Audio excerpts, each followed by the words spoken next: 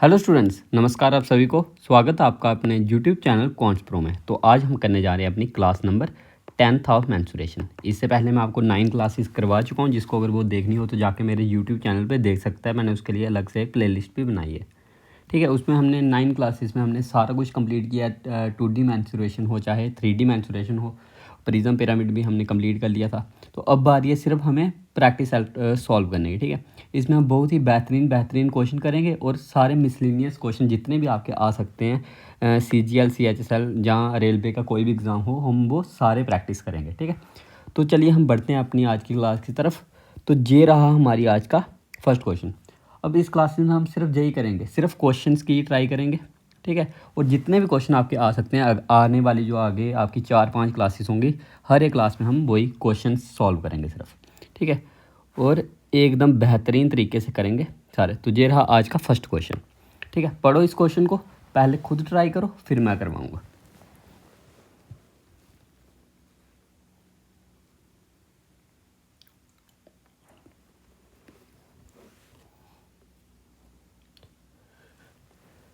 देखो, अब हमने ये स्फेयर वगैरह तो पढ़ लिया सब कुछ, ठीक है। अब देखो हमें बोल रहा है इस क्वेश्चन में कि अ स्फेयर है, रुको इससे हाईलाइटर से कहता हूँ, ए स्फेयर है ऑफ रेडियस 30 सेंटीमीटर। एक स्फेयर है आपके पास 30 सेंटीमीटर रेडियस का, उसको हम ड्रॉप करते हैं एक सिलेंड्रिकल वैसल में, ठीक है।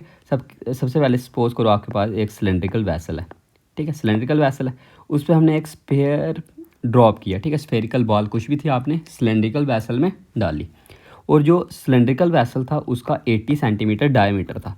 और 80 सेंटीमीटर डायमीटर मतलब हम कह सकते हैं रेडियस इसका 40 सेंटीमीटर होगा, ठीक है। रेडियस डायमीटर का ही आधा होता है, मतलब हम कह सकते हैं रेडियस इसका 40 सेंटीमीटर होगा।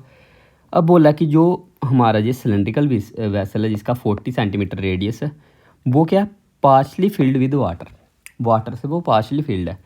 हमें बताना कि जैसे ही हमने उसमें जिस फेयर डाला जिसका रेडियस 30 सेंटीमीटर था, तो उसका लेवल इंक्रीज़ हो जाता है। मतलब लेवल जैसे अगर आप कोई बाल्टी में पानी लो, ठीक है, उसमें अगर आप कुछ भी डालोगे तो लेवल इंक्रीज़ होगा ना वाटर का, पानी ऊपर को आएगा।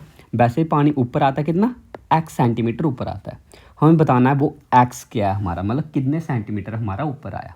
अब हमें पता कि अगर हमने किसी सिलेंड्रिकल वैसल में सपोज करो आपने स्फेयर डाला, ठीक है, अब वाटर आपका उतना ही ऊपर आएगा जितनी स्फेयर की वॉल्यूम होगी, ठीक है। मतलब आप कह सकते हो कि अगर सपोज करो आपका ऐसे मैं एग्जांपल दे रहा हूँ आपको, जैसे 10 सेंटीमीटर भरा हुआ था वो, आपने कुछ स्फेरिकल कुछ भी बॉल डाली, आपने कोई भी मेटल डाला, ठीक है।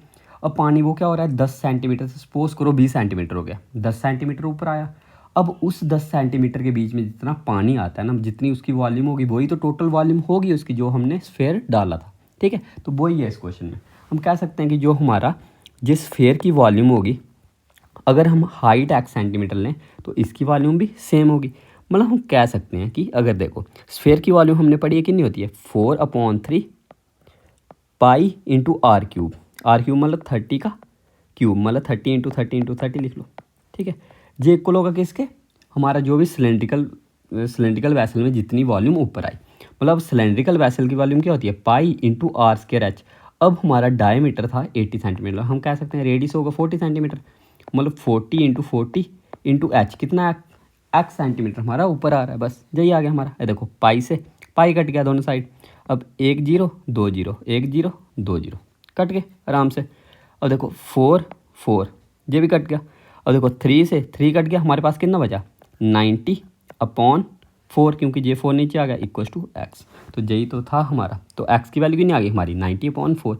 अब 90/4 मतलब 22.5 सेंटीमीटर। तो 22.5 सेंटीमीटर हमारा बी पार्ट आंसर आ जाएगा। तो इस क्वेश्चन को आपको इस तरीके से करना था। आ गया ना। इस क्वेश्चन में कुछ मुश्किल हुई आपको? बस ऐसे ही क्वेश्चन आएंगे आपके CGL और CHSL या फिर कोई भी रेलवे का एग्ज़ाम दो, ऐसे ही क्वेश्चन आते हैं सेम टू सेम उसमें भी, ठीक है। अब ये रहा हमारा आज की क्लास का सेकंड क्वेश्चन, इसको भी खुद ट्राई करो।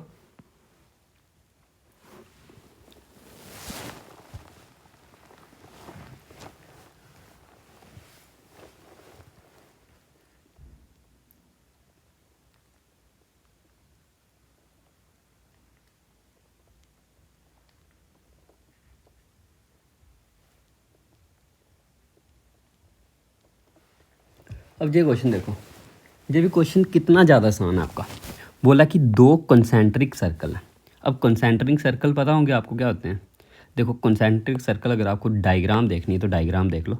जैसे हमारा एक सर्कल है, ठीक है, और अगर हम सर्कल के बीच में ऐसे करके, सर्कल के बीच में ऐसे करके हम कोई दूसरा सर्कल ड्रा कर दें, कुछ अच्छा नहीं बना, कहाँ से होता है बैक,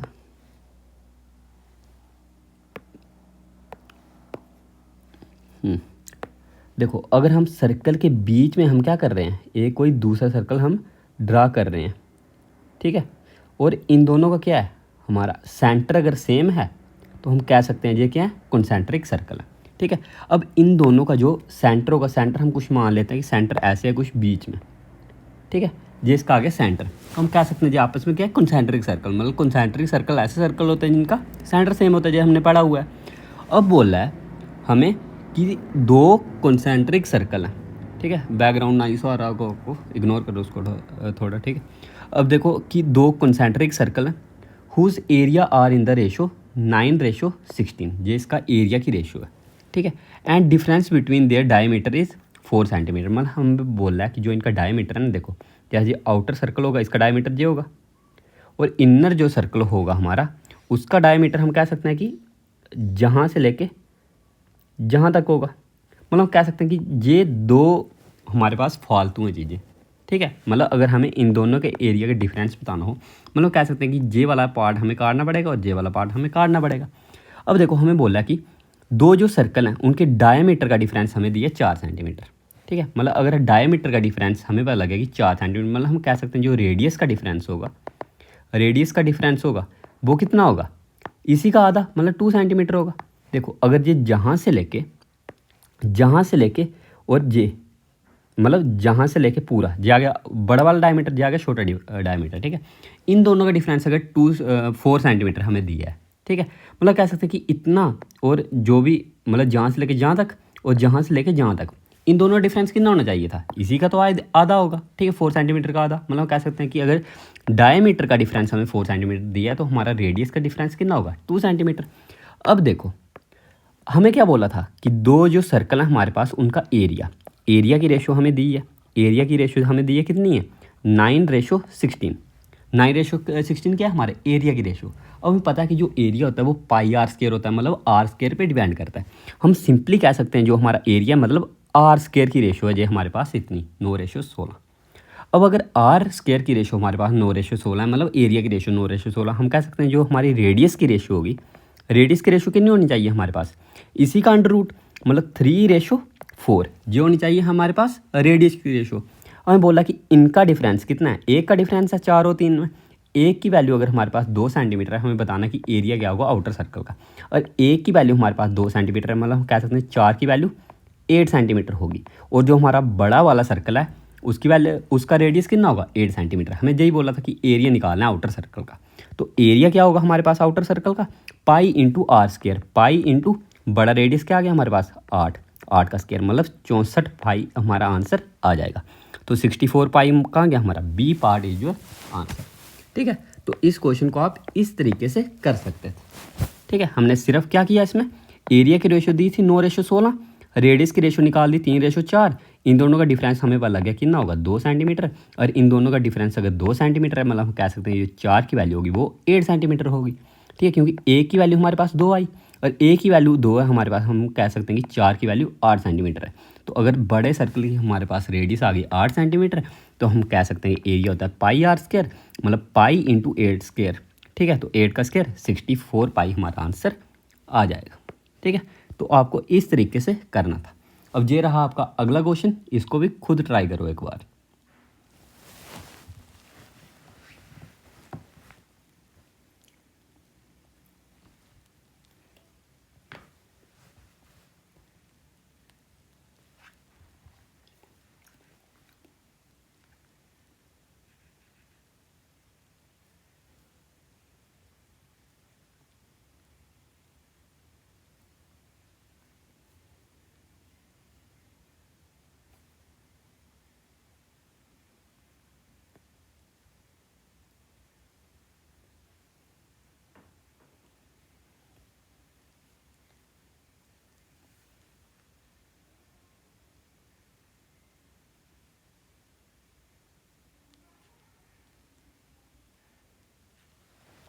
अब देखो ये क्वेश्चन कर पाया कोई? अब ये क्वेश्चन देखो कितना ज़्यादा आसान था ये क्वेश्चन, ठीक है, सिर्फ दिखने में थोड़ा सा लग रहा होगा। अब देखो हमें बोला कि क्या हमारे पास रेक्टेंगुलर लॉन है 60x40 मीटर का, उसके बीच में दो रोड्स हैं 5 मीटर वाइड के, 5 मीटर वाइड हमने दो रोड ड्रा कर दिए, ठीक है। Running in the middle of it one parallel to length, एक जो रोड है वो लेंथ के पैरेलल है एंड दूसरा ब्रेथ के पैरेलल है, ठीक है। हम कह सकते हैं एक लेंथ के पैरेलल रोड है और एक ब्रेथ के पैरेलल रोड है हमारा किसमें, इस रेक्टेंगुलर फील्ड में। हमें बताना है कि cost of graveling the road at 80 पैसे पर स्क्वायर मीटर, ठीक है। अब 80 पैसे पर स्क्वायर मीटर के हिसाब से हमें कॉस्ट निकालनी है, मतलब हमें रोड का एरिया निकालना पड़ेगा। जो रोड का एरिया होगा उसको हम 80 पैसे पर स्क्वायर मीटर से मल्टीप्लाई कर देंगे, हमारे पास टोटल रोड की कॉस्ट आ जाएगी उसको ग्रेवलिंग करने की, ठीक है। हम देखो ऐसे सपोज करो आपके पास क्या है, जा गया आपके पास एक रेक्टेंगुलर फील्ड है आपके पास, ठीक है। अब इसके बीच में देखो हमें क्या बोला कि जे हमारे पास 60 मीटर है ना, 60 मीटर, एंड जे आपको दी है कितनी 40 मीटर ये है। अब हमें बोला कि इसके बीच में हमने क्या करना है, दो रोड ड्रा करने हैं, एक पैरेलल उसके होने चाहिए लेंथ के। अब लेंथ के पैरेलल रोड हम ऐसे ड्रा कर लेते हैं, ठीक है। जे कर लिया हमने लेंथ के पैरेलल रोड ड्रा, ठीक है। जो हो गया लेंथ के पैरेलल रोड, बन गया हमारा लेंथ के पैरेलल रोड। अब हमें बोला कि जो दूसरा रोड है हमारा किसके, ब्रेथ के पैरेलल होना चाहिए, ठीक है। तो अब अगर ब्रेथ के पैरेलल रोड ड्रा करना मतलब हम ऐसे ड्रा कर सकते हैं एक रोड, ठीक है। ये हमने कर लिया रोड ड्रा। अब हमें क्या करना पड़ेगा, इसी रोड का एरिया निकालना पड़ेगा इस रोड का एरिया। अब देखो अगर आप जे लेंथ देखो, जे लेंथ कितनी होनी चाहिए हमारी 60 मीटर, जे लेंथ कितनी होगी 60 मीटर, एंड इसी रोड की ब्रेथ कितनी होगी हमारे पास, ब्रेथ हमें दी है क्वेश्चन में कितनी है 5 मीटर। मतलब कह सकते हैं जो इसका एरिया होगा, सिर्फ जो लेंथ मतलब जो लेंथ के पैरेलल रोड है इसका एरिया हम कह सकते हैं लेंथ इंटू ब्रेथ, मतलब 6 जा 300 मीटर स्क्वायर, ये आ गया इस रोड के पैरेलल जो भी इस रोड का एरिया, ठीक है। और वैसे ही दूसरा रोड है हमारे पास जे वाला, ठीक है, जे आ गया हमारे पास दूसरा रोड। अब जो इसकी टोटल लेंथ है वो कितनी आ जाएगी हमारे पास 40 मीटर, क्योंकि हमारी जे ब्रेथ के पैरेलल जे भी 40 मीटर होगा और इसकी ब्रेथ कितनी है रोड की विड्थ 5 मीटर, मतलब कह सकते हैं इसका एरिया कितना होगा लेंथ इंटू ब्रेथ, मतलब 40 इंटू 5 200 मीटर स्क्वायर आ गया हमारे पास। अब ये आ गया एक रोड का एरिया, ये आ गया दो रोड का एरिया। अब देखो कुछ बच्चे क्या होंगे, इन दोनों को प्लस कर देंगे, 302 500 मीटर स्क्वायर लिख लेंगे रोड का एरिया, पर 500 मीटर स्क्वायर रोड का एरिया नहीं होगा। अब देखो जब आप जे वाला रोड ले रहे हो ना, तो इसमें आपके पास जे वाला एरिया आ रहा है। जब आप अगेन जे वाला रोड ले रहे हो, इसमें अगेन आपका जे वाला एरिया आ रहा है। मतलब आप कह सकते हो जो बीच वाला एरिया आपका इतना सा एरिया, जे आपका दो बार आ रहा है, इस रोड को लेते टाइम भी आ रहा है और इस रोड को लेते टाइम भी आ रहा है, आपका जे वाला एरिया आ रहा है, ठीक है। मतलब आपको एक बार जे एरिया माइनस करना पड़ेगा, ठीक है। तो इस रोड जो जे वाला रोड होगा आपका, मतलब जो जे रोड का जे जो कॉमन वाला डिफरेंस है, ठीक है, ये आ गया आपका कॉमन पोर्शन। अब इस कॉमन पोर्शन की हमें पता है कि ब्रेथ अगर 5 है, जे भी 5 है, मतलब कह सकते हैं जो इसका एरिया होगा वो कितना होगा 5 इंटू 5 25 मीटर स्क्वायर आपका पास एरिया होगा। मतलब सिंपली कह सकते हैं जो एरिया ऑफ रोड होगा हमारे पास वो सिंपली कितना होगा 300 प्लस 2 500, 500 में से 25 निकाले 475 मीटर स्क्वायर आपके पास रोड का एरिया होगा। मतलब हम क्या करेंगे, इस वाले रोड प्लस जे वाला रोड और बीच वाला जो ऑप्शन दो बार आ रहा था हमारा, जो पोर्शन दो बार आ रहा था उसको हमने एक बार माइनस कर दिया, मतलब 300 प्लस 200 500, 500 में से 25 के 475 मीटर स्क्वायर आपके पास आ गया रोड का एरिया। अब आपको क्या निकालनी थी, कॉस्ट निकालनी थी ग्रेवलिंग की। अब कॉस्ट ऑफ ग्रेवलिंग क्या होगी आपके पास 475 इंटू 80 पैसे, यही हो गया आपके पास। अब आप देखो जो भी आपको आंसर दिया है वो किस में दिया है, रुपीज़ में दिया है। तो आपको रुपीज़ में ज़रूरी थोड़ी है पहले आप मल्टीप्लाई करो फिर चेंज करो, आप सिंपली ऐसे ही कर लो कि इसी को डिवाइड बाय 100 कर लिया, ठीक है, क्योंकि हमारे पास 1 रुपीज़ में 100 पैसे होते हैं, ये पैसे में दिया था ना हमें, तो इसलिए डिवाइड बाय 100। और देखो ये कट गया एक बार। अब ये 2 से कटता है हमें पता है, 2 4 जा 8, 2 5 जा 10 और 5 से ये कटता है हमारा, 5 9 जा 45, 5 5 जा 25, ठीक है। तो 95 इंटू 4 कितना आ गया हमारे पास 9 4 जा 36, मतलब 360, 5 4 जा 20, 360 प्लस 20 380 रुपीज़ हमारा आंसर आ जाएगा, ठीक है। तो 380 रुपीज़ मतलब ए पार्ट आपका आंसर आ जाएगा, ठीक है। लगी आपको ये सबको समझ।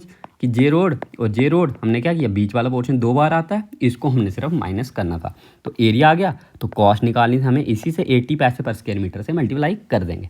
और जो जिसको अगर ये 100 जानना क्यों आया, तो वो किसके लिए आया, इधर पैसे था, हमने आंसर किस में था, रुपीज़ में था ना, रुपीज़ में, तो हमने रुपीज़ के लिए डिवाइड बाय 100 कर दिया। ठीक है, तो आपका आ गया 380 रुपीज़ आंसर। तो ये रहा आपका आज का 4th नंबर क्वेश्चन। इस क्वेश्चन को भी आप पहले खुद ट्राई करो।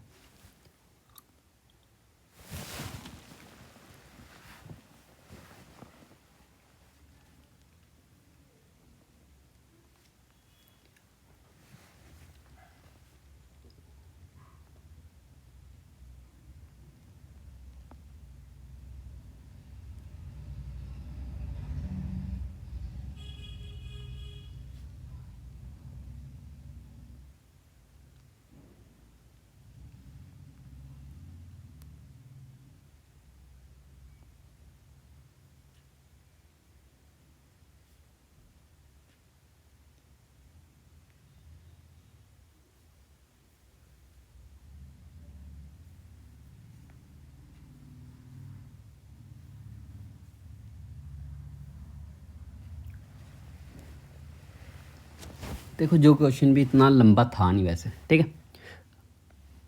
अब देखो ये क्वेश्चन है जो हमारा, ये क्या कहता है कि रावू मेड एन एरर 5%, ठीक है। 5% का वो एरर करती है इन एक्सेस, एक्सेस मतलब ज़्यादा वो मार्क कर देती है, ठीक है। Bile measuring the length of, हम कह सकते हैं कि लेंथ में वो क्या चेंज कर रही है, मतलब ये लिख लेते हैं हम ओरिजिनल, और ये लिख लेते हैं जो इसकी न्यू आई। अब बोला कि वो क्या कर रही है, 5% चेंज कर रही है, पर क्या कर रही है, एक्सेस, एक्सेस मतलब ज़्यादा है। अब 5% का मतलब, 5% का मतलब क्या होता है, 1/20, मतलब कह सकते हैं ओरिजिनल इसके पास 20 थी, तो अब न्यू 21 वो ले लेती है, मतलब वो क्या कहती है, एरर करके 21 ले लेती है। मतलब उसके ओरिजिनल तो थी 20, पर लेकिन वो एरर करके 21 ले लेती है लेंथ को, ठीक है। एंड सेकंड हमें चीज़ बोला क्या, ये तो आ गई लेंथ में। अब बोला कि एंड एन एरर ऑफ 8%, ठीक है।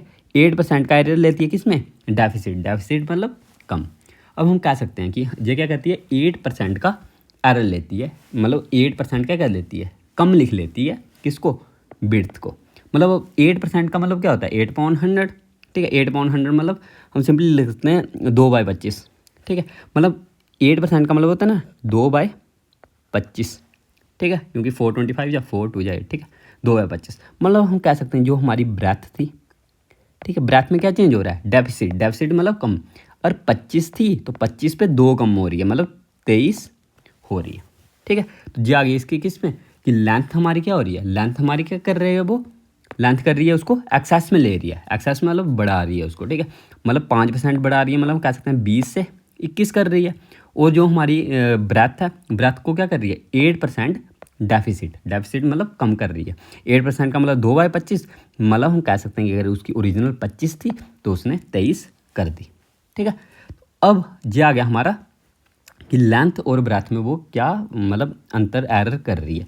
हमें बताना कि but is the percentage error in area, बताना उसका एरिया का क्या एरर होगा, ठीक है। अब देखो जो इसका एरिया होगा, एरिया में क्या एरर आ रहा होगा। अब देखो एरिया उसको अगर ओरिजिनल दिखना होता है, जे लेंथ जे ब्रेथ, मतलब 25 टू जा 50, मतलब हम कह सकते हैं कि अगर ओरिजिनल एरिया उसका 50 मतलब 500 था, तो उसका जो न्यू एरिया बना हमारा, न्यू एरिया कितना होगा उसका, 21/23, ठीक है, ये होगा उसका न्यू एरिया। अब देखो 21/23 कैसे करेंगे, अगर हम 23 दूने मतलब 460, 460 और 23, 460 मतलब 483, मतलब कह सकते हैं कि अगर ओरिजिनल उसके पास कितना था, 500 था, तो अब कितना हो गया एरिया उसका 483, क्योंकि उसने थोड़ी सी गड़बड़ की है, ठीक है। ये आ गया उसका। और इसको हमें डायरेक्ट भी करना होता तो हम कर लेते, पर लेकिन पहले आप ये वाला मेथड देख लो, ठीक है। अब देखो 500 से वो क्या कर रही है, 483, ठीक है, मतलब कह सकते हैं कि 17 कम कर रही है किस पे, 500 पे, तो 100 पे कितना करेगी, ठीक है। तो ये आ गया हमारे पास 17/5% आंसर। तो 17/5% मतलब 3.4%, और 3.4% कहाँ गया हमारा, सी पार्ट हमारा आंसर आ जाएगा, क्योंकि इसमें नेगेटिव किसके लिए लगा है, कि ये क्या हो रहा है, एरिया इसका कम हो रहा है, ठीक है, डेफिसिट हो रहा है, तो इसके लिए हमने लगा दिया नेगेटिव का साइन, ठीक है। तो ऐसे इस क्वेश्चन को आप कर सकते थे, ठीक है। तो आपके लिए ये रहा अगला क्वेश्चन। इस क्वेश्चन को भी आप खुद ट्राई करो।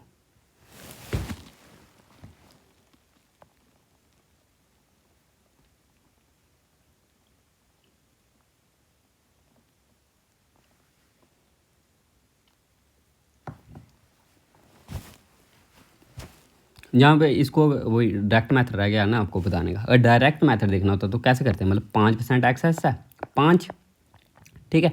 अब -8, अब माइनस माइनस प्लस हो जाएगा आपका, +5 × 8/100, ये आपका क्या आ जाता है, सक्सेसिव डिस्काउंट का फार्मूला, ठीक है। सक्सेसिव डिस्काउंट का फार्मूला पढ़ा है ना आपने, सॉरी इधर प्लस नहीं, वही माइनस। सक्सेसिव डिस्काउंट क्या होता है, A + B - AB/100, ठीक है। मतलब कह सकते हो कि 5 - 8 -5 × 8/100 लिख लिया। अब 5 - 8 -3 -8 5 40/100, तो 0 से 0 कट गया। मतलब कह सकते हो -3 -0.4, ये आपका कितना आ जाएगा, -3.4। तो 3.4 आपका ये आंसर आप डायरेक्ट भी कर सकते थे क्वेश्चन को, ठीक है। तो ये आप ऐसे कर सकते थे डायरेक्ट। अब अगला ये रहा आपका, इस क्वेश्चन को भी खुद ट्राई करो, फिर मैं करवाऊँगा इसको, ठीक है।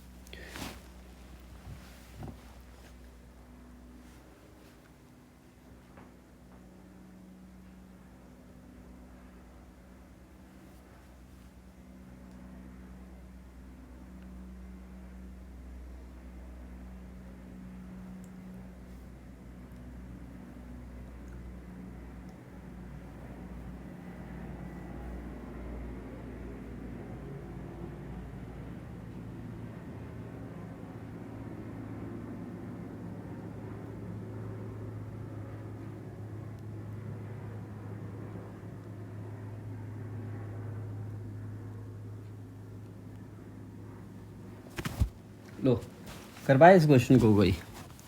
अब देखो ये क्वेश्चन क्या कह रहा है हमें कि ABCD एक स्क्वायर है, E is a point on AB, B दिया है 17, हमें बताना है एरिया ऑफ AD। अगर हमें ये है तो एरिया ऑफ स्क्वायर क्या होगा, ठीक है। मतलब सपोज करो आपके पास क्या है, ऐसे करके एक स्क्वायर है, ठीक है। ये बना लिया हमने एक स्क्वायर। अब हमें बोला है, क्या बोला कि E is a point on AB। Suppose करो ये हमने ले लिया ABCD, हमारे पास एक स्क्वायर था। हमने क्या किया कि E पॉइंट ले लिया AB पे हमने कोई E पॉइंट ले लिया, ऐसे E कर लो ड्रा, ठीक है। अब बोला कि BE = 17 सेंटीमीटर। अब B हमारा कितना, E थोड़ा सा आगे ले लो, ऐसे इधर ले लो, ठीक है। अब हमारा BE बोला कि 17 सेंटीमीटर, ठीक है। और बोला कि area of triangle ADE 84 centimetre. ADE मतलब हम DE और E को ज्वाइन कर देंगे। अब हम बोला कि इसका एरिया दिया है हमें कितना, 84 सेंटीमीटर स्क्वायर। हमें बताना है एरिया ऑफ स्क्वायर क्या होगा, ठीक है। अब देखो हमें पता है कि एरिया जो स्क्वायर होता है, स्क्वायर में हर एक साइड बराबर होती है, ठीक है। मतलब कह सकते हैं AB BC CD और DA आपस में बराबर होंगे। अब देखो जो हमारा सबसे पहले है, इस जो ट्राइंगल है, ट्राइंगल का हमें क्या दिया, एरिया। अब अगर आप ये ट्राइंगल देखो, हमें पता है कि जो ये होता है कि आपस में जो स्क्वायर में क्या करता है, इधर 90 डिग्री का एंगल बनता है। मतलब कह सकते हैं जो हमारा ये ट्राइंगल होगा, ये क्या होगा, राइट एंगल ट्राइंगल होगा। और वैसे अगर हमें एरिया ऑफ ट्राइंगल ADE निकालना हो तो हम सिंपली कह सकते हैं half base into height. Base क्या, AE इंटू AD। ये हमें दिया कितना, 84 सेंटीमीटर स्क्वायर, ये हमें दिया है, ठीक है। ये हमें क्या दिया है, 84 सेंटीमीटर स्क्वायर दिया हुआ है, ठीक है। मतलब कह सकते हैं सिंपली AE। अब अगर आप देखो ध्यान से, जो आपका AE है, AE को आप क्या लिख सकते हो कि अगर आप AB में से BE माइनस कर दो तो आपके पास पीछे AE बचेगा। मतलब आपको क्या करना है, AB में से 17 माइनस करना है सिर्फ, ठीक है। तो आप लिख सकते हो AE क्या, AB - 17, ठीक है। तो इसको लिख लो आप, AB - 17 इंटू AD, और आपका 2 उस तरफ जाएगा, कितना हो जाएगा आपके पास, 168, ठीक है। तो AB में से अगर आप 17 निकालो कितना हो जाएगा आपके पास, मतलब 168। अब देखो इस क्वेश्चन को आप तो एक तो कर सकते हो कि AD और AB आपस में इक्वल होंगे, ठीक है।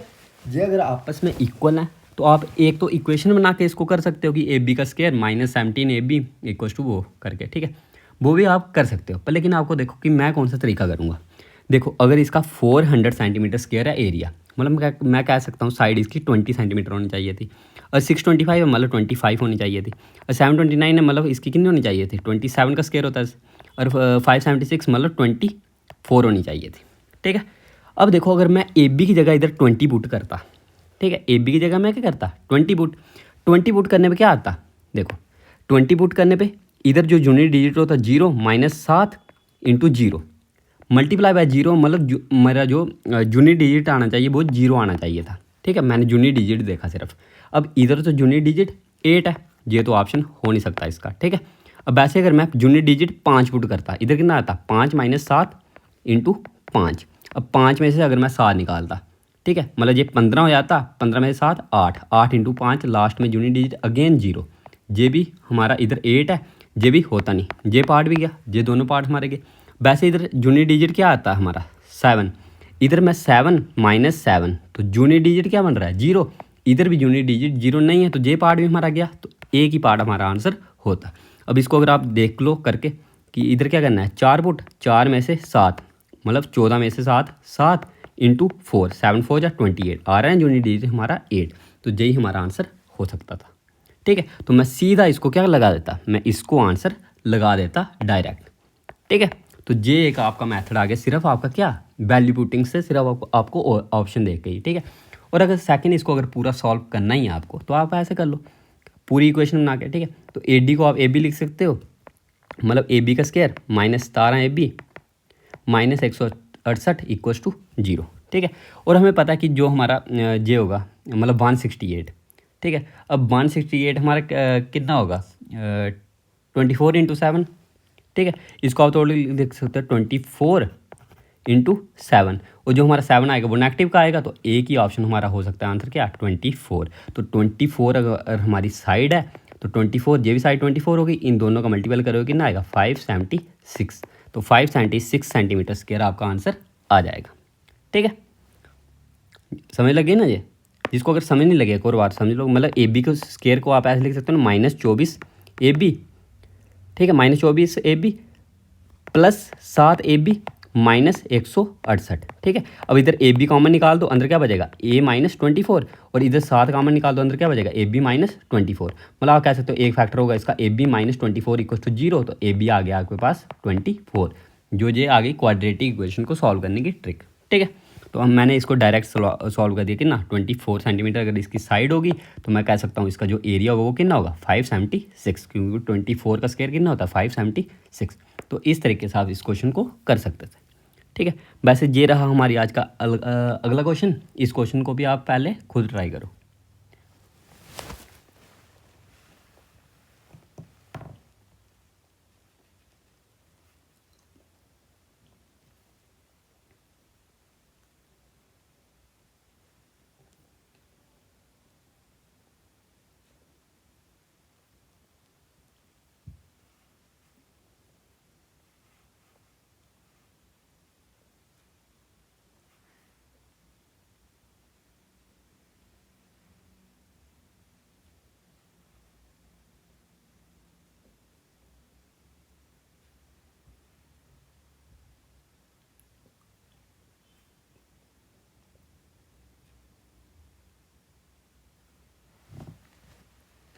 अब ये क्वेश्चन देखो, ये क्वेश्चन सिर्फ दिखने में मुश्किल लग रहा है आपको, थोड़ा लंबा लग रहा होगा। ठीक है, पर लेकिन है एकदम आसान ये क्वेश्चन।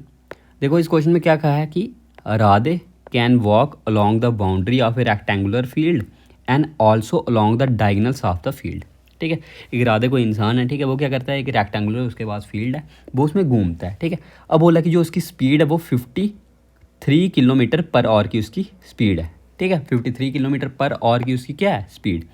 ठीक है, ये आ गई उसकी स्पीड, मतलब 1 घंटे में हम कह सकते हैं वो 53 किलोमीटर चलता है। ठीक है, and length of the field is 45 kilometre. Radhe start from one corner and reach the diagonally opposite corner in 1 hour. हमें बताना है एरिया फील्ड क्या होगा। ठीक है, अब सपोज करो आपके पास ऐसे करके फील्ड है एक, ये बना ली हमने एक फील्ड। ठीक है, अब हमें बोला है कि Radhe can walk along the boundary of, चल सकता है किस स्पीड में 53 किलोमीटर। अब हमें बोला कि लेंथ कितनी है 45 किलोमीटर, ये आ गई हमारी लेंथ। ठीक है, लेंथ कितनी आ गई इसकी 45 किलोमीटर। अब मैं बोला कि ये क्या करता है, एक कॉर्नर से शुरू करता है। सपोज करो इस कॉर्नर से इसने शुरू किया and reach diagonal to the opposite corner, इस कॉर्नर पे पहुंचता है। ठीक है, कितने, 1 घंटे में पहुंच रहा है ना, 1 घंटे में। ठीक है, और 1 घंटे में पहुंच रहा है, मतलब हम कह सकते हैं 53 किलोमीटर पर आवर की स्पीड से 1 घंटे में जहाँ से लेके जहाँ तक पहुंच रहा है। ठीक है, तो मतलब ये कितना होगा, 53 किलोमीटर ही होगा, क्योंकि 1 घंटे में जो तो 53 किलोमीटर पर आवर की स्पीड में 1 घंटे में 53 किलोमीटर ही तो चलेगा। ठीक है, अब हमें बताना है इसका एरिया क्या होगा। अब एरिया निकालने के लिए हमें ब्रेथ बतानी पड़ेगी इसकी। ठीक है, अब हमें पता है कि जो जे होता है, जे राइट एंगल ट्राइंगल होता है, मतलब हम कह सकते हैं जे क्या होगा, इसका स्क्वायर माइनस इसका स्क्वायर, मतलब ए स्क्वायर माइनस बी स्क्वायर, अगर हम फार्मूला लगा दें इसमें। ठीक है, मतलब अगर जिसको अगर ट्रिपलेट इसका नहीं पता है, ठीक है, जिसको क्या इसका ट्रिपलेट नहीं पता, मतलब हम डायरेक्ट कर सकते हैं कि अगर 53 में से अगर हम 45 निकालें, मतलब 5 3 8 8 इंटू और इन दोनों को प्लस कर लें, मतलब 5 3 8 5 4 9 98। ठीक है, ये कर लिया हमने प्लस, मतलब इसको हम लिख सकते हैं कितना, जाके 16, मतलब 4 इंटू 7 28। ठीक है, मतलब ये अंडर रूट होगा ना इसका 8 इंटू 98 का, ये कितना आ जाएगा 28। मतलब हम डायरेक्ट कह सकते हैं 28 45 और 53 क्या होता है, ट्रिपलेट होता है। तो ये आ गई हमारे पास ब्रेथ कितनी आ गई इसके पास, 28 सेंटीमीटर। तो एरिया निकालना था हमें, एरिया कितना होगा हमारे पास 53 इंटू 53, सॉरी क्या लिख रहा हूँ जी मैं, 53 तो डायगोनल है ना इसका।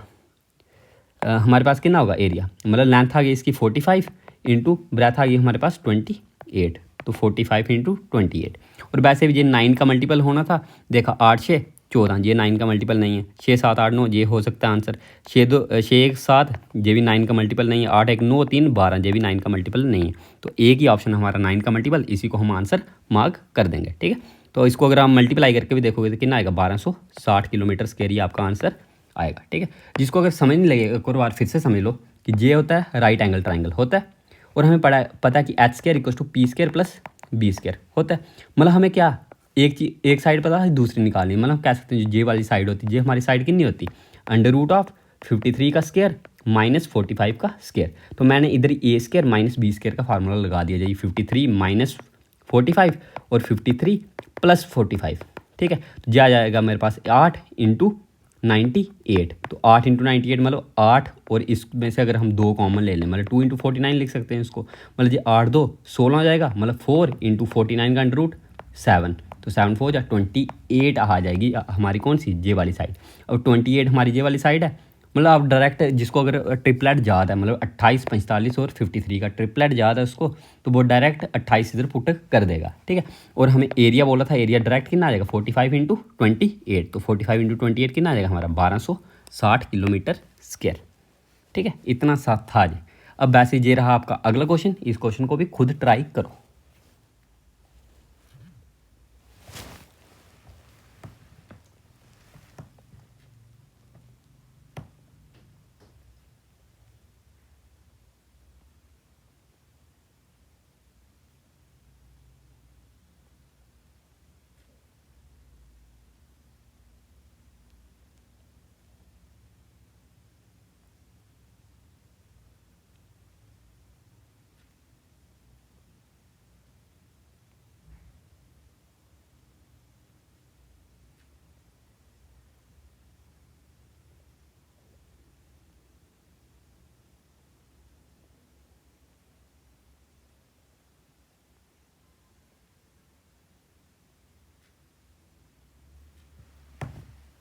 अब ये क्वेश्चन देखो, इसमें भी कुछ बड़ी बात नहीं है इस क्वेश्चन को करने में। ठीक है, अब देखो इस क्वेश्चन में हमें बोला गया कि it is required to construct a big rectangular hall. ठीक है, हमने एक बड़ा सा रेक्टेंगुलर हॉल बनाना है दैट कैन एकोमोडेट 400 पीपल, जिसमें 400 पीपल आ सकें, और ईच पर्सन के हिस्से में 25 मीटर क्यूब की स्पेस आए।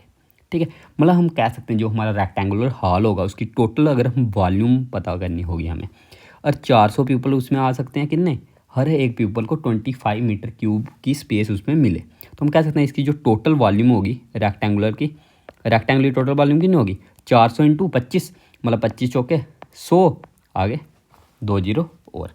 ठीक है, ये होगी किसकी, रेक्टेंगुलर हॉल की टोटल वॉल्यूम हमारी। ठीक है, अब बोला कि height of the wall has been fixed at 10 metre. अब बोला कि जो हाइट है वॉल की वो हमने 10 मीटर फिक्स कर दी, ठीक है। And total inner surface area of walls, अब वॉल्स का सरफेस एरिया हमें दिया, मतलब हमें क्या दिया है, लेटरल सरफेस एरिया दिया हुआ है हमें, ठीक है। वो दिया कितना, 1300 मीटर स्क्वायर। हमें बताना है length and breadth of wall क्या होगी, ठीक है। और देखो टोटल वॉल्यूम इसकी ये दी है हमें, टोटल वॉल्यूम एंड लेंथ और ब्रेथ हमें मतलब लेटरल सरफेस एरिया दिया है हमें। लेटरल सरफेस एरिया कितना दिया है, 1300 मीटर स्क्वायर। और लेटरल सरफेस एरिया ये क्या है, क्यूबाइडल शेप में होगा हॉल, ठीक है। और क्यूबाइडल शेप में मतलब हम कह सकते हैं जो लेटरल सरफेस एरिया कितना होता है, 2 into L plus B into H. इसकी वैल्यू हमें दी है 1300 मीटर स्क्वायर, ठीक है। और हमें पता है कि जो हमारा हाइट है, हाइट हमें दिया कितना, 10 मीटर। तो हम हाइट की जगह 10 मीटर अगर पुट करें ये कट जाएगा, मतलब लेंथ प्लस ब्रेथ हमारे पास कितने आ गई, 130/2 मतलब 65 मीटर। और 65 मीटर आ गई, हमें बताना था कि what is the length and breadth of the hall. हमें लेंथ और ब्रेथ बतानी थी हॉल की क्या होगी। और देखो 65 आ रही है हमारी, इन दोनों को प्लस करो, 30 + 20 50, ये तो होगा नहीं, ठीक है। अब ये 45 + 20, 45 + 20 कितना होगा हमारे पास, 45 55 65, ये भी हो सकता है आंसर, और ये भी हो सकता है। और 35 + 30 ये भी हो सकता है हमारा आंसर, ठीक है। और जहाँ से अगर आप देखो हमें क्या दिया है, रेक्टेंगुलर वॉल की क्या दिया हमें, वॉल्यूम दी है। वैसे इधर इधर से भी हो जाता है ये आंसर अगर हमें ऑप्शन ही देखने होते सिर्फ, ठीक है।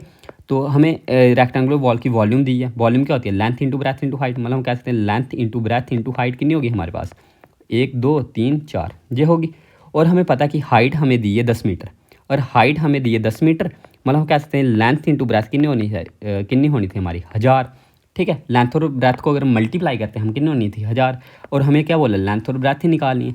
और देखो इसको अगर आप मल्टीप्लाई करो 45 × 2 90 900, ये आंसर होगा नहीं। 4 × 25 100 1000 आ रहा है, मतलब ये आंसर हो सकता है। 35 × 3 105, मतलब 1050 आ रहा है, ये आंसर होगा नहीं, मतलब एक ही पार्ट हमारा आंसर होगा। मतलब हम ये सारा करने की भी ज़रूरत नहीं थी, हम सिर्फ इसी से कर सकते थे, ठीक है। हमें वॉल्यूम दी थी, हम डायरेक्ट इसको पुट करते। अब देखते कि लेंथ और ब्रेथ का प्रोडक्ट 1000 किस में आ रहा है, एक ही ऑप्शन था जिसमें 1000 आ रहा है, तो हम डायरेक्ट इसको मार्क कर देते, ठीक है। तो इस तरीके से आप इस क्वेश्चन को कर सकते थे। और जिसको अगर पूरा ही करना हो तो कैसे करते हैं कि लेंथ और ब्रेथ आ गई हमारे पास कितनी 65, और एल भी पता है हमें कितना आ गया 1000, ठीक है। तो ऐसे ही मतलब फिर भी ऑप्शन देख के ही आसान रहता जी, ऐसे इक्वेशन बना के थोड़ा सा लंबा रहता, ठीक है। तो ऑप्शन देख के ही इसके लिए बेस्ट मेथड होगा जी, क्या ऑप्शन देख लो। वैसे अगला क्वेश्चन ये रहा, इस क्वेश्चन को भी एक बार खुद ट्राई करो।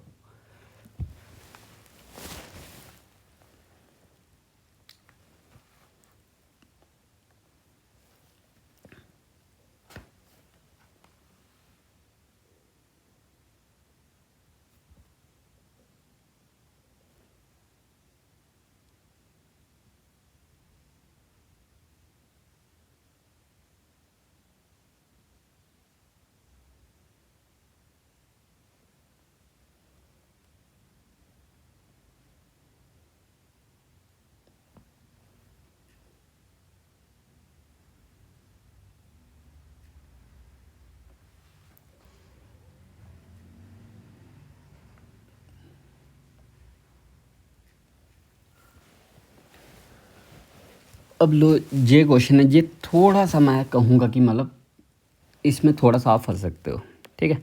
अब देखो इस क्वेश्चन में बोला है हमें 125 आइडेंटिकल क्यूब्स हैं हमारे पास, ठीक है। 125 आइडेंटिकल क्यूब्स हमने क्या किए, कट किए एक बड़े से क्यूब से, ठीक है। बड़ा क्यूब था उसमें से हमने 125 क्यूब कट किए, ठीक है। मतलब बड़े क्यूब को हमने काट के उसको जब हमने काटा 125 छोटे छोटे क्यूब हमारे पास बन गए। And all the smaller cubes are arranged in a row to form a long cuboid. मतलब सपोज करो आपके पास ऐसे करके बड़ा क्यूबाइड था एक, ठीक है। मतलब 3D शेप का होता है ना क्यूबाइड, ऐसे, ठीक है। बड़ा क्यूबाइड था आपके पास, मैं ऐसे 2D में बना लेता हूँ, ठीक है। सपोज करो आपके पास इतना बड़ा क्यूबाइड था एक, आपने उसको ऐसे ऐसे करके काटा, सारे पूरे बराबर पार्ट में काटा उसको, ठीक है। जितने पार्ट बनते हैं, जो जो छोटे छोटे पार्ट थे ना आपके पास, आपने इसको क्या किया, ऐसे करके जोड़ के एक साथ जोड़ के ऐसे करके लगा दिए, ठीक है। जितने भी लगे आपके पास ऐसे करके आप लगाते गए आगे तक, ठीक है। मतलब आप कह सकते हो कि अब देखो जब आपने ऐसे करके लगाए, आप कह सकते हो जो इसकी लेंथ थी, लेंथ जितने ये पार्ट थे उतने गुना हो गई लेंथ इसकी, मतलब इसकी लेंथ बढ़ गई। पर लेकिन ब्रेथ तो सेम रहेगी, और जो इसकी हाइट होगी, हाइट भी मतलब ब्रेथ और हाइट दोनों सेम रहेंगी। जो हाइट होगी ना इसकी, जो हाइट और जो इसकी ब्रेथ होगी वो सेम रहेगी, सिर्फ फ़र्क किस में पड़ेगा, लेंथ पे फ़र्क पड़ेगा। ठीक है, कि ये हमारी लेंथ इंक्रीज़ हो जाएगी, कितनी इंक्रीज़ हो जाएगी, जितनी हमें दी है। ठीक है, अब सपोज करो आपके पास जो बड़ा था क्यूब था, ठीक है, जो ये आपके पास बड़ा क्यूब है, अगर ये 125 का ही होता, जो आपका बड़ा क्यूब है 125 मीटर क्यूब का ही होता। ठीक है 125 मीटर क्यूब का, हम इसी को यही मान लेते हैं। ठीक है, क्योंकि हमें लास्ट में आंसर परसेंटेज में ही दिया हुआ है, हम मान लेते हैं कि जो बड़ा क्यूब था, जो हमारे पास बिग क्यूब था, देखो इधर लिख लिया मैंने बिग क्यूब, ठीक है, इधर लिख लिया मैंने स्मॉल क्यूब। ठीक है, स्मॉल क्यूब। अब देखो जो हमारे पास बड़ा क्यूब था, इसकी जो हमारे पास वॉल्यूम थी, वॉल्यूम हमें दी थी, इसकी कितनी होगी, वॉल्यूम हमें दी थी, हमारे पास वॉल्यूम कितनी होगी इसके, जो हमारे स्मॉल क्यूब कितने 125 क्यूब हमने कट कर दिए हैं। अब देखो जो हमारा बड़ा क्यूब था उसकी अगर हम वॉल्यूम 125 मीटर क्यूब ही ले लें, ठीक है, 125 मीटर क्यूब ही हमने ले ली। ठीक है, मतलब कह सकते हैं इसकी वॉल्यूम होगी 125 मीटर क्यूब, और वैसे ही जो हमारे पास छोटे जे होंगे, हमने 125 काटे हैं, इसकी कितनी होगी 1 मीटर क्यूब की वॉल्यूम होगी, कह सकते हैं हम 1 मीटर क्यूब की वॉल्यूम होगी। ठीक है, छोटे क्यूब की। अब देखो जो इसकी साइड होगी, साइड कितनी होगी, हमें पता है कि जो वॉल्यूम होती है वो होती है साइड का क्यूब, मतलब कह सकते हैं साइड का क्यूब अगर 125 है, मतलब हम कह सकते हैं साइड कितनी होगी 5 मीटर की इसकी साइड होगी, कौन से बड़े क्यूब की, बड़े क्यूब की साइड कितनी होगी 5 मीटर की। ठीक है, तो हमें क्या बोला है लास्ट में, टोटल सरफेस एरिया बताना है हमें क्यूब का कितना बड़ा होगा इस वाले से। ठीक है, और वैसे ही हमारे पास जो स्मॉल क्यूब होगा, इसकी जो साइड होगी वो कितनी होगी 1 मीटर होगी, मतलब कह सकते हैं जो हमने क्यूबाइड बना लिया बड़ा लॉन्ग बना के। ठीक है, जो हमने क्यूबाइड लास्ट में बनाया, लास्ट में हमने ऐसे करके, मैंने बताया ना आपको कि मैंने ऐसे जो ये छोटे छोटे क्यूब थे मैंने 125 ऐसे करके जोड़ के, कहाँ तक 125 जोड़ के मैंने क्या किया, ऐसे करके लंबा सा क्यूबाइड बना लिया। तो हम कह सकते हैं जो लंबा सा क्यूबाइड बना, इसकी जो लेंथ होगी, लेंथ 125 होगी, क्योंकि हमने कितने एक मीटर वाले कितने 125 जोड़े हैं। ब्रेथ इसकी एक ही होगी और हाइट इसकी एक ही होगी, मतलब चेंज क्या होगी सिर्फ लेंथ। ठीक है, लेंथ 125 हो जाएगी, बाकी ब्रेथ और हाइट सेम ही रहेगी। मतलब कह सकते हैं जो हमारे पास क्या बना, न्यू क्यूबाइड बना, जो ये क्या बना हमारे पास न्यू क्यूबाइड, इसकी जो लेंथ होगी वो हमारे पास 125 होगी। ठीक है, 125 ही हमने जो भी लिया, 125 मीटर, हमें पता नहीं है कि ये है या नहीं, सिर्फ हमारे पास क्या 125, ब्रेथ हमारे पास एक ही होगी और हाइट हमारे पास एक ही होगी, और इसकी साइड हमें पता है 5 ही होगी। अब हमें बोला कि जो परसेंटेज इंक्रीज़ हुई हमारी टोटल सरफेस एरिया में, जो किस में क्यूबाइड में, और over the total surface area फिर जो हमारे पास एक क्यूब था। अब देखो जो इसकी अगर हमें क्या निकालनी होती, टोटल सरफेस एरिया निकालना होता, वो हमारे पास कितना आता 6 इंटू ए स्क्वायर, मतलब 6 इंटू 5 का स्क्वायर 25, 25 का 150 हमारे पास क्या आता टोटल सरफेस एरिया। और वैसे अगर हम इसका टोटल सरफेस एरिया निकालें, वो कितना आ जाएगा हमारे पास, total surface area of cuboid 2 into L B मतलब 125 इंटू 125 प्लस बी एच मतलब 1 प्लस एच एल 125। ठीक है, मतलब कह सकते हैं इसका जो टोटल सरफेस एरिया होगा वो कितना होगा 2 इंटू 125 और 125 100 200 250 251 और 251 इंटू 2 मतलब 502, मतलब 502 इसके पास क्या होगा टोटल सरफेस एरिया। अब हमें यही बोला कि ये इधर से जहाँ तक कितना इंक्रीज़ हुआ, और देखो इधर से इधर तक कितना इंक्रीज़ हुआ, हम कह सकते हैं कितना इंक्रीज़ हो रहा है जी। अगर हम 500 में से 150 निकालें, 500 में से 150 गया कितना होता है, 500 में से 150 गया मतलब 400 350, मतलब कह सकते हैं 352 का इंक्रीज़ हो रहा है किस पे 150 पे। हमें बताना है 100 पे कितना इंक्रीज़ होगा। ठीक है, 0 से 0 कोटा 5 3 15 5 2 10 300 300 600 600 और 700 704/3, तो 704/3 कौन सा है, इसको अगर हम सॉल्व करें, मिक्स्ड फ्रैक्शन में दिया है हमें हर एक, इसको अगर हम सॉल्व करें कितना आ जाएगा हमारे पास 2 जा 6 3 2 जा 6 3 3 जा 9 और कितना 3 4 जा 12 2/3 मतलब 234 2/3%, मतलब ए पार्ट हमारा आंसर आ जाएगा। ठीक है, तो ये सिंपली था, हमने क्या किया एक बड़ा क्यूब था उसको छोटे क्यूब में काट दिया और उसको ही छोटे क्यूब को जोड़ के हमने क्यूबाइड बना लिया। मतलब कह सकते हैं जो बड़ा क्यूब था उसकी जो साइड थी 5 मीटर थी, और जो हमारा क्यूबाइड बना उसकी क्या लेंथ ब्रेथ और हाइट दी है हमें। अब बताना था हमें टोटल जो सरफेस एरिया होगा उस पर कितना फ़र्क पड़ेगा। ठीक है, तो टोटल जो सरफेस एरिया होगा उस पर कितना फ़र्क पड़ा कि ये हमारा 5 था, इसके हम कह सकते हैं कि 150 होगा, और ये हमारा क्यूबाइड था, जो हमारा लेंथ जी आ गई, ब्रेथ जी आ गई, हाइट जी आ गई, मतलब कह सकते हैं टोटल जो सरफेस एरिया होगा 502 होगा। तो जहाँ से कितना इंक्रीज़ हो रहा है 234, 2/3% इंक्रीज़ हो रहा है। ठीक है, तो ऐसे हम इसको आंसर निकाल सकते थे। ठीक है, वैसे ये रहा हमारा आज का अगला क्वेश्चन। इस क्वेश्चन को भी आप पहले खुद ट्राई करो।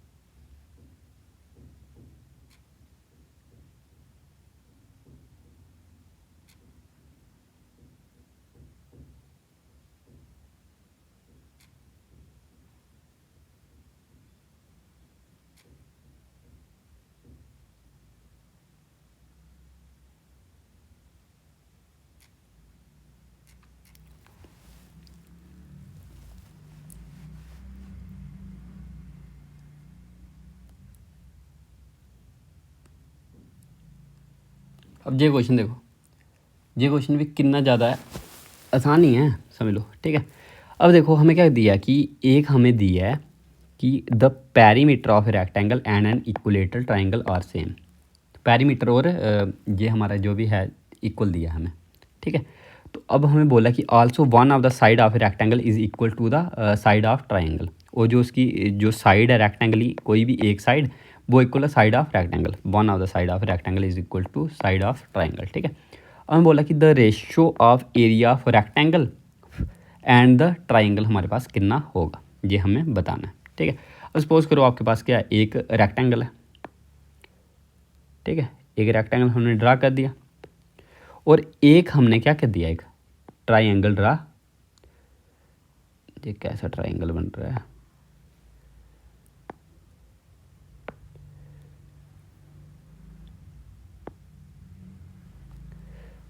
ट्राइंगल दोबारा क्या हो रहा है इस ट्राइंगल को,